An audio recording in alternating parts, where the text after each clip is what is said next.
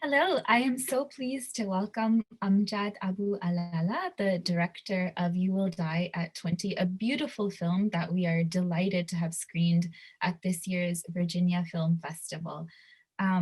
So I'll start right off by asking Amjad, how did you come into filmmaking? What has been your journey into becoming a filmmaker, and how did you come to making this film? Thank you. And first of all, I want to say hi to everyone watching this. And I'm really glad that you are able, guys, to sit down, to sit back again and watch films, even with limited capacity. But this just make me feel happy that my film, my story is still going around and people in Virginia watch it. So thank you. I started filmmaking, or maybe let me tell you how I start love cinema. I started with novels. I start love reading novels, imagining novels, directing novels on side by head. Yeah. That's why my first film now, when I'm 37, it's based on a short story. So I think that time when I was 10 or 11 years old, I kept telling my family I want to be a filmmaker, a director. And this, they think like, as a kid, sure, he will change that one day. I never changed it. I stuck to what I said when I was 10. So I think I just felt it during watching some unique films on TV. I was living between Sudan and Dubai. I spent some years here and some years here. And yeah, I started being in love with Egyptian cinema first. And then, step by step, I discovered the cinema of the world, even maybe before the Hollywood cinema. Yeah, yeah, that's beautiful.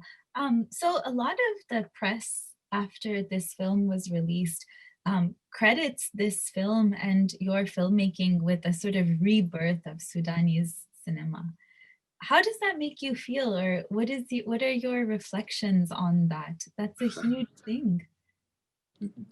Like considering this film like number 7 or 8 in Sudan history of feature fiction films, and to do this film like after 20 years from a last film, like 1997, it was a pressure. It was tense, not just for me, for all the crew who worked, because we just felt like how responsible we should be to deliver something worth it after 20 years for this country. And I think we just wanted to do something good during all the craziness of the past regime. And maybe it was like our revolution, our artistic revolution, which is by coincidence, it just came with a bigger revolution of Sudanese people when they went out on the streets. So yeah, and the film it keep going parallel with the Sudanese revolution. So yeah, it made me feel proud and happy, and at the same time, it put some pressure on us for what next. Yeah. On that note, since our viewers are watching this conversation after having watched the film, I can share that when I watched this film several months ago, I had a screener through Festival Scope, and I was so struck. I was mesmerized by the film, the way that it's shot, the lighting, the characters. We meet Muzamil himself, his mother.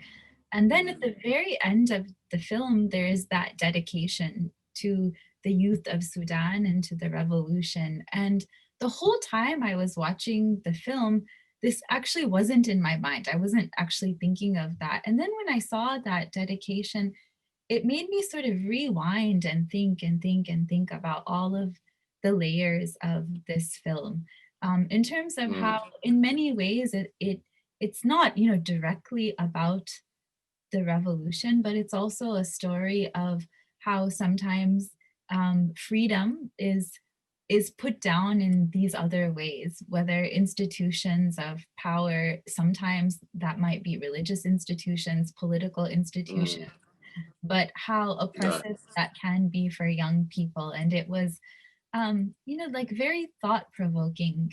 in that way. Mm. Is there anything you'd like to say about that dedication? Sure. Two Or things. Two things. First of all, I started doing the film in 2016. We started like writing the script.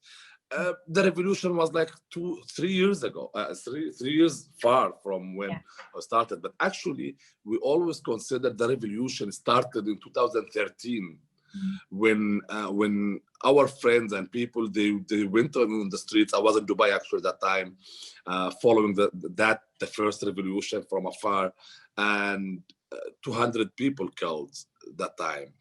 And I think from that time, Sudan is in a revolution, you know, on the streets or in art or whatever. Everything was trying to say no.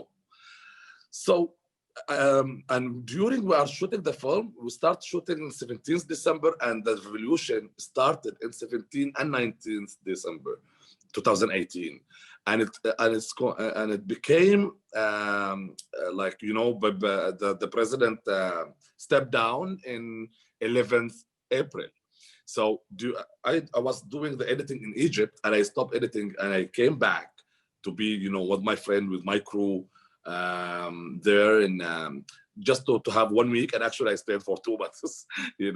I couldn't go back because everything was beautiful there, and that's it. And so when I came back to edit here, when I added that, because it happened like some massacre against us. So I was so angry, I was so nervous, I was so tense. So that's when I changed even the cuts. I took out some very romantical songs of Charles Aznavour, like French song, and I put the revolution song in the mhm, first time when Muzammil meets Sulaiman. And also I dedicated the film for everyone, for the victims, because the victims were different. Some get raped and some killed, or some just hurt by what happened. So I chose to put victims, not not the people who just died on the revolution. So this is the first part. The second part, mhm, like when you say you like you go back after you saw that sentence to see the film, if it's about revolution. Actually, yes, it's about a revolution, but not the political one. It's about all the film. For me, it's about the relation between the citizen and everything around him, every authority, the religious authority, the political authority, and the family authority, especially when we are talking about, Africa, Middle East, India, maybe even Latin America, how family can affect us and keep a big role in our life. So for me, Sakina, the mother, she was playing this authorities. She was the hand of God, and she was the hand of, the community and everything.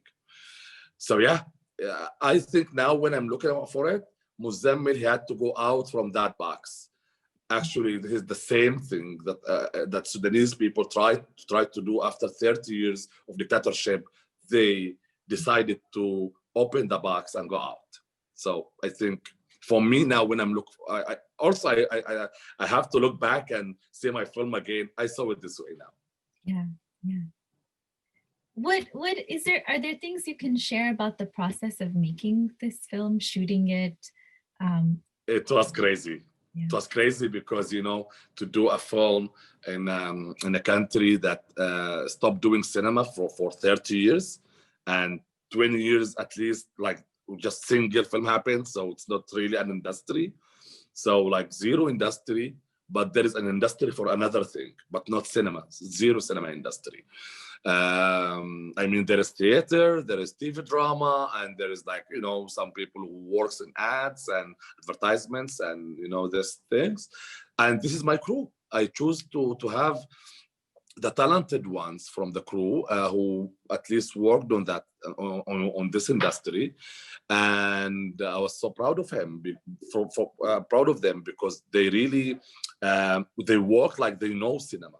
They try to be fair, and because they never did it, so the responsibility was like double, on their mind. But still, during the film, during the Islamic regime who refused to support cinema, so we suffer a lot. I mean, we had to bring like 4 tons of equipments from Cairo, and the equipment got stuck in the airport for 10 days during our shooting. So we had to shoot 10 days just with the mini Alexa camera without lighting, just using the natural light. By the way, most of the outdoor we did it like this. So the light just joined us in the middle of the film, you know, and we just shot, you know, the night scenes and the scenes. So so yeah, it was complicated even for the visas, you know, because the crew was mixed between Sudanese, Egyptian, and French and Lebanese. So it was just crazy doing it with al-Bashir regime, but we managed. Maybe sometimes me and the crew, when we sit down, just we know how we suffered, so we laugh, we smile, you know, all the time. Yeah. What was the journey of the film after you finished? Were you able to screen it in Sudan? Or, I mean, it seems like this film has traveled a lot right now so far. Yeah. I mean, now during we are talking, the film is in cinemas for 4 months now, in Cairo, in Switzerland for the third month. It's in cinemas in Switzerland, and you know, UK it will start very soon because the Corona stopped it from the last May. In France, it had 2 months screening before also Corona, you know, COVID-19 stopped the screenings. But yeah, but not yet in Sudan. Not because anything. It's just because we managed to do a film, but we didn't manage to open cinemas. So even and the new government, it's just 1 year, and they have a lot to deal with. They are trying to support us, you know, about how to screen the film, but we just have 2 cinema halls in Khartoum. And this cinema halls, it's mostly doing, you know, like Hollywood and Egyptian commercial movies. So we are suffering now to find a solution, but it took a lot of time, 1 year. Yeah. But very soon, I think 2 weeks from now, mostly the film will be on cinemas in Khartoum. Yeah. So 2 questions. One is, it seems like you've been an inspiration for other young and possibly aspiring filmmakers in Sudan. So what has been your experience in, you know, talking to other people who have this dream like you did as a child, to make films, and, you know, seeing this come true in your case? And then the other question was just, you know, what else might be on the horizon? You mentioned that this has put some pressure on you, but if you want to give us a sneak preview of projects you are thinking about or working on, we would love to hear. Yeah, I think I will answer both questions in one, because it's related for me. This pressure or this responsibility to do something else, or support the industry. That's what right now I'm doing it by with my company, Station Films in Sudan. Now we are producing some projects, but the main one we are focusing on now, feature Sudanese feature film. It's called Goodbye Julia, and it's directed by a Sudanese very talented guy, Muhammad Kordofani. And yeah, now we are developing this in many places like Durban Film Art, and now we'll be in Sinigona also. So yeah, this is our new projects. Just like we are believing, like we need to send the world different faces, different projects, stories, because maybe this is the good side of not having cinema in your country. It's just to have such number of untold stories, you know.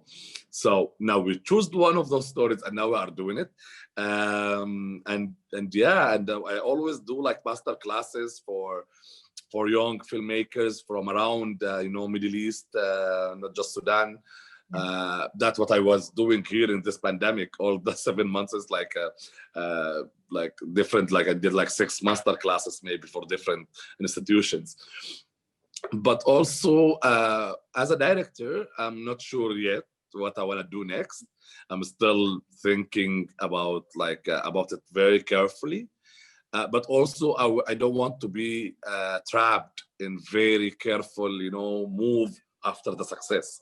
So I think I will just take it easy and I will do the film that I feel if it's better than You Will Die at 20, less, the same, I don't care. I just want to do cinema and keep doing it. Well, before we go, I'm sure that our viewers who just saw You Will Die at 20 might have some questions about the film. I wanted to ask you, were there parts of the story or in the shooting process that are particularly important to you, or like specific scenes or any moments in the film that From you the film itself? yeah. Yeah. Oh, yeah, many, but I can mention two. I can mention one. It was in my memory when I was a kid, which is a lot of in the film from my memory as a kid, but especially this one.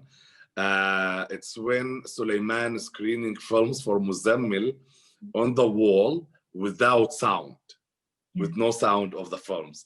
That I just remember when I was 9 or 10, my uncle, he came back from Saudi Arabia with a projector that he got from there, and he was screening for us black and white films on the wall, and he couldn't play the sound. He didn't know how to do that.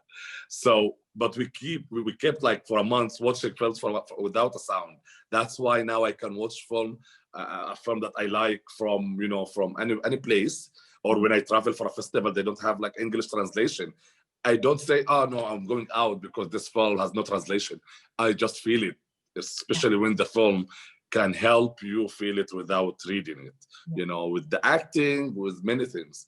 So I think this moment when Muzammil have it with Sulaiman, I loved it. And also the film, including things from me, like the phobia, to be like a swimming phobic. I don't swim. I'm afraid from water and swimming pools and stuff. So I make the main fear of the film is the Nile. Also, I remember when my aunt, she died when I was 11, and how all my another aunts and my mom, they were like black on hair too long. I mean, for 2 years. And that was crazy for a kid to watch, inside a house, everyone wearing black. That's why I decided to make Sakina wearing black all the film. Yeah, things like that. Yeah. I actually, I said that was the last question, but I just remembered I did also want to Feel ask free. more about the village itself, where you shot. Also, I wanted to go for my memories. I was living in, I stayed in Sudan for like 6 months, 6 years, sorry. But I stayed in a city. So the villages around this city, which is my father's village is from there. So I used to go to this village that I shot on it for weddings or for, funerals and stuff. So yeah, I have memories there, and I wanted to take my first feature film to my memories area. Yeah. Well, thank you so much. It was wonderful to have you present along with your film at our festival. Personally, I was so excited about this, and Thank you. I hope that I just can't wait to see what you may make next, and I hope that we'll be able to stay in touch with you. Thank you. I'm very happy with our conversation. It was very interesting, and actually, I really wanted to be there, to meet the people. So maybe next year or something we can manage to do that. But for now, enjoy, guys, the festival, and enjoy watching films again after all this crazy 2020. Yes, thank you so much. Thank you.